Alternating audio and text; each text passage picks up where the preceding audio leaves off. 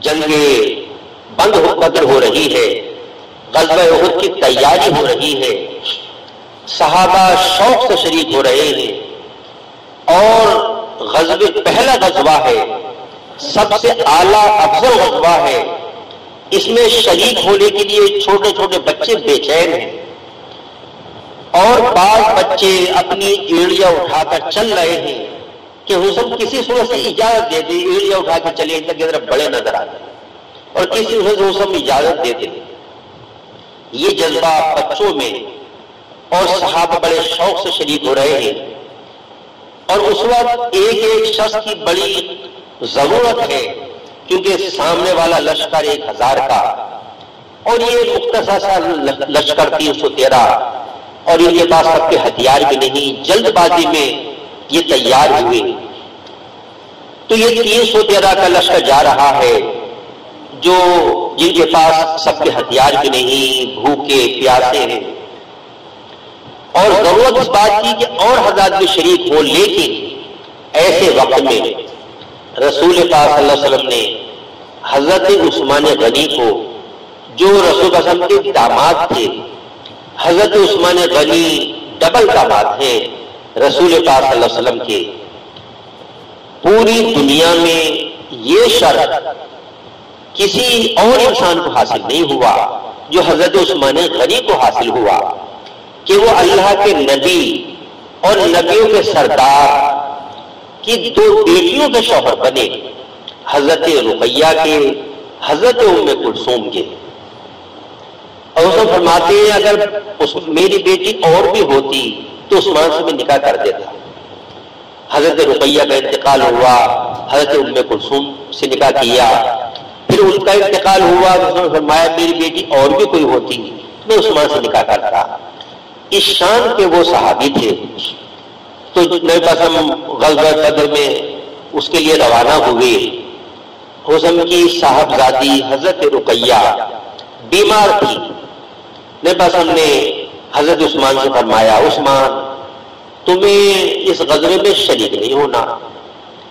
تمہیں اپنی بیوی کی تیمارداری کرنی ہے، ان کی دیکھ بھال کرنی ہے، تمہیں غزوے میں شریک ہونے کی اجازت نہیں ہے، تم گھر رہو، بیوی کی تیمارداری کرو، ان کی دیکھ بھال کرو، وہ بیمار ہے۔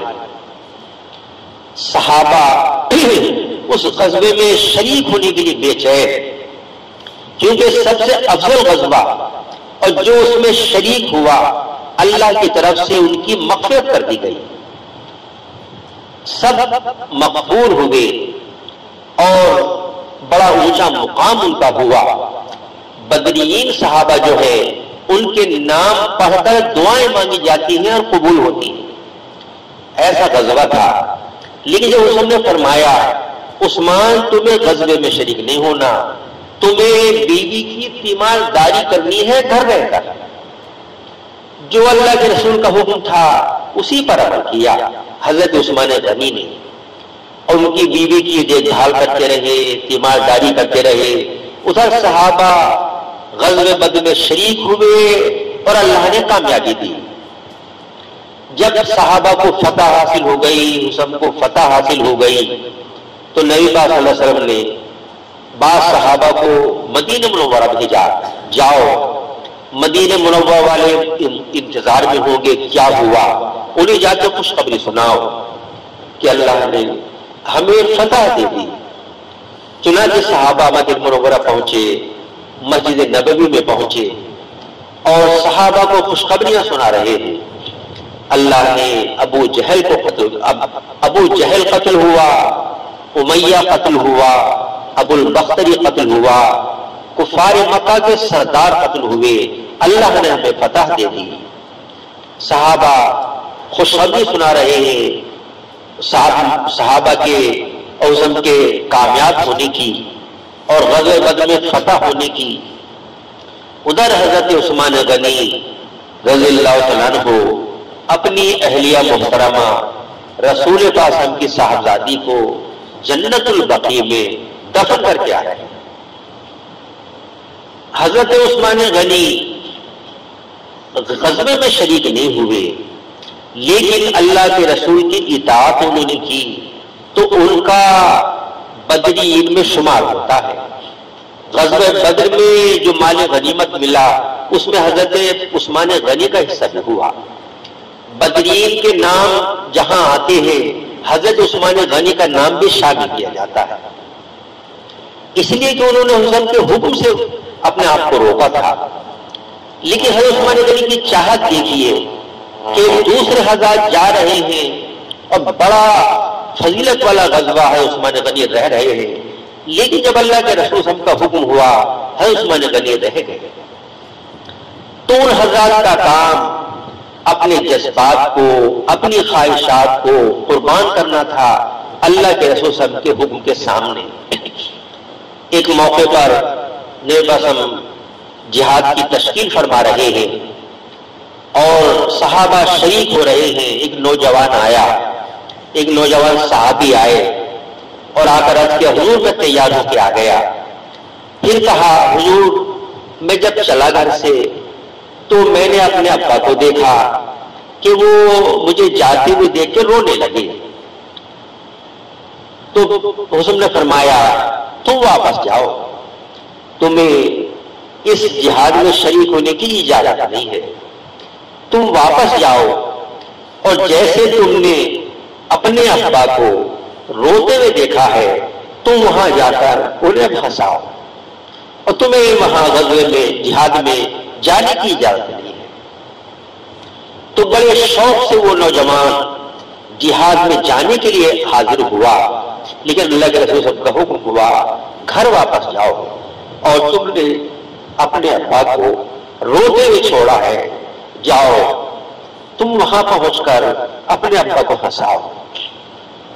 اور حضرات کا کام یہی تھا کہ اللہ کے رسول جو فرمائیں گے ہمیں کرنا وہی ہے،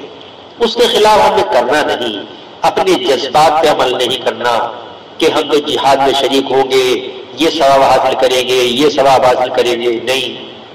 جو اللہ کے رسول کا حکم ہوا کرنا ہمیں اسی ہے۔ حضرت فاروق اعظم کی خلافت کا زمانہ ہے، کسی نے حضرت فاروق اعظم سے امیر المومنین سے آ کر خبر دی، امیر المومنین فلاں بوڑھے شخص جو ہے میں نے انہیں شعر پڑھتے ہوئے سنا ہے، ان کا لڑکا جہاد میں گیا ہوا ہے اور اس کے ابا اپنے گھر میں یہ شعر پڑھ رہے تھے اور ان اشعار میں اپنے بیٹے کو یاد کر رہے تھے۔ حضرت فاروق اعظم نے کہا دیکھو تحقیق کرو ان کا بیٹا کس سمت میں ہے، کون سی بٹالین میں ہے۔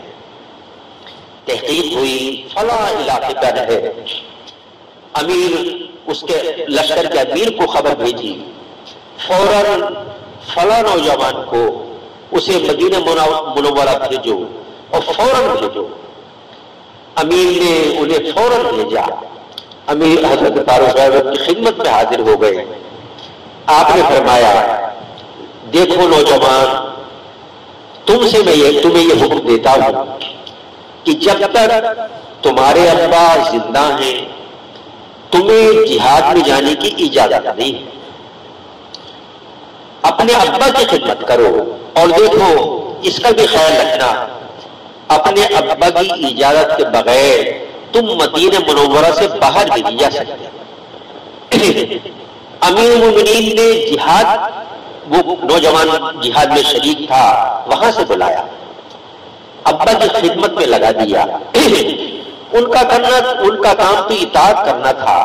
اپنے جذبات پر عمل کرنا تھا نہیں تھا۔ اور اس نے فرمایا علیکم بسنتی وسنت الخلفاء الراشدین المہدیین، تم میری سنت کو بھی پکڑو مضبوطی سے، اور میرے خلفاء راشدین کی سنت کو بھی مضبوطی سے پکڑو۔ حضرت عمر کی سنت بھی حسن کی ہی سنت تھی، آپ کے ارشاد کے مطابق۔ تو اللہ تعالیٰ نے یہ ارشاد فرمایا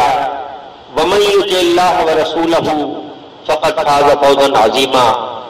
جو اللہ اس کے رسول کی اطاعت کرتا ہے اس نے بہت بڑی کامیابی حاصل کی۔ ہم میں سے ہر ایک اس بات کو چاہتا ہے اللہ اسے کامیاب کرے، اسے کامیابی حاصل ہو، اور اس کی نیت کرنی بھی چاہیے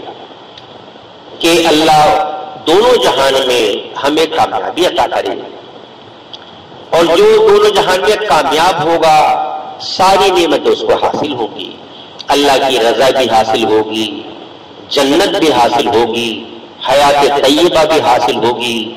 دونوں جہان میں عزت و سرخروئی بھی اس کو ملے گی، ساری نعمتیں اس کو مل جبھی تو پوری کامیابی اس کو حاصل ہوئی۔ تو ہم یہ چاہتے ہیں اور ہمیں چاہنا چاہیے کہ اللہ اپنے فضل سے ہمیں کامیاب کرے، تو اس کے لیے اللہ تعالیٰ نے اس آیت پاک میں ارشاد فرما دیا ہے وَمَن يُطِعِ اللَّهَ وَرَسُولَهُ فَقَدْ فَازَ فَوْزًا عَظِيمًا، جو اللہ اور اس کے رسول کی اطاعت کرے گا اس نے بہت بڑی کامیابی حاصل کی۔ ہمیں رسول پاک صلی اللہ علیہ وسلم کی سنتوں پر عمل کرنے کو اپنے لیے لازم کر لینا چاہیے، سنتوں پر عمل ہم کریں گے کامیابی کا راستہ ہم کو مل جائے گا۔ حضرت عبد القدوس گنگوہی رحمۃ اللہ علیہ، جو ہمارے چشتیہ سلسلے کے ایک بزرگ ہے، گنگوہ میں ان کا مزار ہے، ان کے بارے میں غالباً حضرت مفتی محمود صاحب گنگوہی رحمۃ اللہ علیہ یہ واقعہ سنایا کرتے تھے کہ حضرت کے زمانے میں ایک بزرگ کی بڑی شہرت ہوئی اور وہ بڑے مشہور ہوئے، ان کی شہرت سن کر حضرت مولانا عبد القدوس گنگوہی رحمۃ اللہ علیہ ملاقات کے لیے لمبا سفر کر کے تشریف لے گئے۔ وہ جنگل میں رہتے تھے، جب حضرت وہاں پہنچے اور انہوں نے جا کر وہاں جو لوگ تھے ان سے پوچھا بھائی حضرت کہاں ہیں، ان سے ملاقات کرنی ہے، کہا حضرت تو ابھی اڑتے ہوئے گئے ہیں سفر میں۔ ہم جیسا کوئی ہوتا تو سوچتا کہ واقعی بہت پہنچے ہوئے بزرگ ہیں، جبھی تو اڑتے ہوئے گئے ہیں، اگر بڑے بزرگ نہ ہوتے اڑتے ہوئے کیسے جاتے ہیں؟ تو ان کے اڑنے کی بات سن کر اعتقاد میں اور اضافہ ہو جاتا، لیکن وہ حضرات سنت کو دیکھتے تھے، سنت پر عمل کتنا ہے۔ آپ نے پوچھا کہ میں نے سنا ہے کہ حضرت نماز جو پڑھتے ہیں بغیر مصلی کے پڑھتے ہیں، کہ ہاں بغیر مصلی کے پڑھتے ہیں، زمین پہ پڑھتے ہیں، کہ اچھا مجھے ان کے نماز پڑھنے کی جگہ دکھاؤ، کہاں پڑھتے ہیں؟ آپ پہنچے اور ہاتھ جو سجدے میں زمین پہ رکھے جاتے ہیں تو سجدے میں ہاتھوں کی انگلیاں ملی بھی ہونا سنت ہے، اور رکوع میں جو ہاتھوں کی انگلیاں ہیں وہ کشادہ ہونا سنت ہے، اور باقی سب جگہ اس کی حالت رہنا یہ سنت ہے۔ تو حضرت مولانا عبد القدوس گنگوہی رحمۃ اللہ علیہ نے ہاتھوں کی انگلیوں کے نشانات، جب زمین میں پڑھیں گے تو نشانات تو ہوں گے ہی، تو نشانات میں غور کیا، تو نشانات میں غور کرنے سے یہ معلوم ہوا کہ ہاتھ کی انگلیاں کشادہ رکھتے ہیں سجدے میں، نشانات بتلا رہے ہیں۔ آپ نے فرمایا ان لوگوں سے کہ جو شخص سجدے کی سنت پر بھی عمل نہ کرتا میں اس کی بزرگی کا قائل نہیں، اور فرمایا گیا مجھے ملاقات کی ضرورت بھی نہیں، اور اتنا لمبا سفر کر کے تشریف لے گئے اور بغیر ملاقات کے واپس آ گئے، اس بات کو دیکھ کر کہ سجدے کی سنت پر بھی عمل نہیں کر رہے اور سجدے کی سنت پر بھی عامل نہیں ہے، اس بات کو دیکھ کے واپس ہو گئے۔ حضرت جنید بغدادی رحمۃ اللہ کے پاس ایک شخص آئے اور بہت وقت خدمت میں رہے، پھر جانے لگے۔ آپ نے پوچھا بھائی کیسے آئے تھے، کیوں جا رہے ہو؟ کہا حضرت میں نے آپ کی شہرت بہت سنی تھی، بڑے کراماتی ہیں، کہ میں تو کوئی کرامت دیکھی نہیں آپ کی۔ پوچھا اچھا یہ بتاؤ تم نے اتنے وقت میں میرا کوئی عمل شریعت کے خلاف یا سنت کے خلاف دیکھا ہے؟ کہا کہ یہ ایسا تو نہیں ہے، آپ کا عمل سب شریعت کے موافق سنت کے موافق ہوتا ہے۔ فرمایا سب سے بڑی بزرگی یہی ہے اور سب سے بڑی کرامت یہی ہے۔ صحابہ کرام میں جو یہ جن کو ہم کرامت سمجھتے ہیں یہ عجوبے بہت کم ملیں گے، چند صحابہ ہیں جن میں یہ عجوبے ملتے ہیں، حضرت فاروق اعظم، حضرت علی کرم اللہ وجہہ اور ایک دو صحابی، جن میں یہ عجوبی جن کو ہم کرامت کہتے ہیں، خرق عادت چیزیں، ان میں ملے گی، ورنہ سب تمام صحابہ کرامت والے تھے۔ الاستقامت فوق الکرامت، استقامت کرامت سے اوپر ہوتی ہے کہ انسان اللہ کے حکم پر جمع رہے، سنتوں پر جمع رہے، کبھی سنت کے خلاف نہ کرے، تو اصل کرامت یہ ہے۔ اور تمام صحابہ کرامت والے تھے۔ تو ہم چاہتے ہیں دونوں جہان میں کامیاب ہوں، تو ہمیں اللہ کی، اس کے رسول کی اطاعت کرنا ہوگی۔ اللہ تعالیٰ اپنے فضل سے، اپنے کرم سے ہمیں اپنا بھی مطیع بنائے، اپنے نبی باخر کا بھی مطیع بنائے، اور ہم دونوں کے فرمانبردار بنے۔ وآخر دعوانا ان الحمدللہ رب العالمین۔ ہمارے جلسے میں حضرت مولانا شریف